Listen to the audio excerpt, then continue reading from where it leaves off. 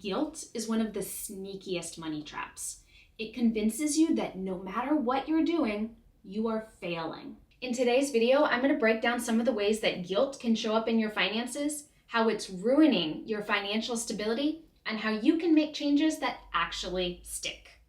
Hey, I'm Katherine, founder of Imperfect Budget, and I help women create realistic, easy-to-follow plans for their money that actually work for their lives. Do you ever feel like a horrible mom for saying no when your kids ask for toys, even though you know they have plenty at home? Have you ever felt really excited to buy something and then you bring it home only to find that sinking feeling in your stomach? Guilt shows up all the time in our spending decisions, and not only is it sabotaging your financial stability, but it's also robbing you of the joy of spending your money. First, guilt is an emotional response, not a logical one. You're feeling guilt because you think or feel like your circumstances should be different. For instance, you may feel buyer's guilt after buying a new pair of shoes. You may feel guilty for spending that money instead of saving it. Or you may be second-guessing your decision, wondering if a different pair of shoes would have been better. Or you may feel parenting guilt for saying no to your child. You want to give them everything, and you feel like a bad mom for denying them something that they wanted. Or maybe you cave and you buy it anyways, even though you know you can't afford it.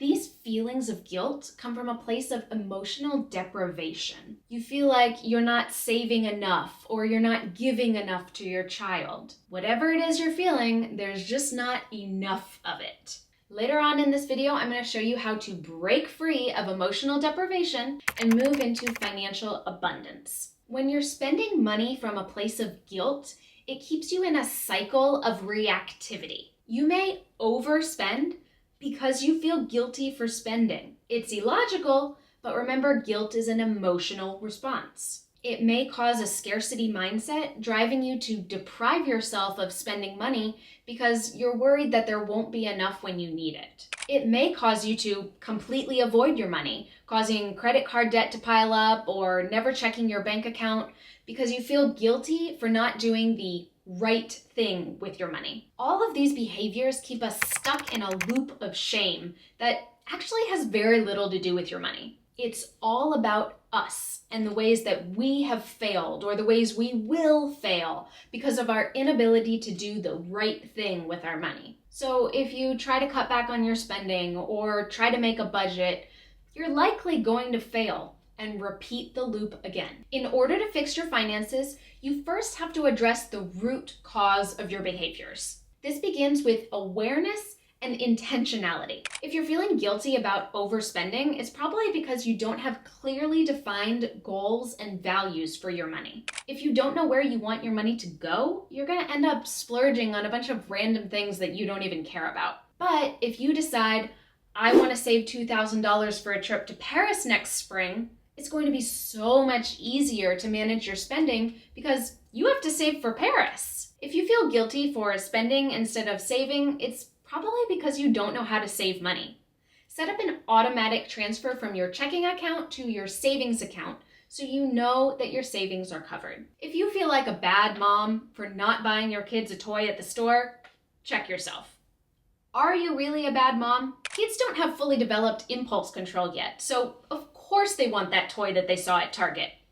But it's your job as their parent to show them what responsible spending looks like. Maybe that means giving them an allowance so they can decide for themselves what to buy. Maybe it means setting aside some fun money for special treats. The key here is to be proactive, not reactive. Being intentional with how you spend your money helps you break free of the reactivity cycle and spend in ways that more closely align with your true values. So if you are ready to break free of the reactivity cycle and take control of your finances, here's what to do.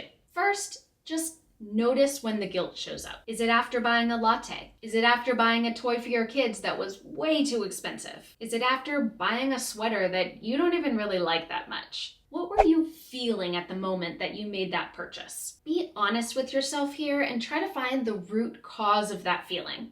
If you work with a therapist, this can be a great topic to bring up in your sessions. You might say, I feel really guilty for buying that sweater.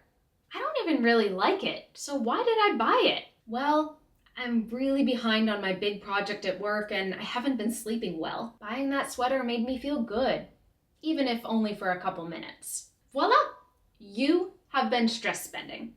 If you can find another outlet for your stress, it will be easy to eliminate the guilt spending. Once you know when your guilt shows up, and you have a pretty good idea of why, it's time to create a plan for your spending that will help you let go of the guilt and actually find joy in spending your money. This may mean having a fun money budget for activities with the kids. It may mean having a sinking fund for shopping every month, and once you hit your max, no more. Maybe it's setting a savings goal and accepting that once you have that money, you are safe. Giving your finances structure takes the guesswork out of spending. You no longer have to worry if you have enough savings, money to buy the kids' toys, or a new pair of shoes. And when you're able to spend intentionally, you can start letting go of the guilt to build financial stability and peace of mind. If you liked this video, give it a thumbs up and check out this one right here.